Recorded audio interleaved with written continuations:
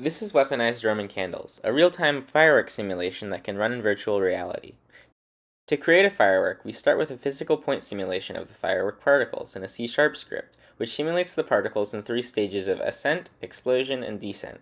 Each update, the firework particle positions are sent to our smoke simulation script, which feeds the positions as input into a compute shader, which is a program that runs on the GPU, but isn't directly used for rendering. This compute shader adds a Gaussian density to a 3D texture representing the smoke density of the scene. Another series of compute shaders handles a physical simulation of the smoke.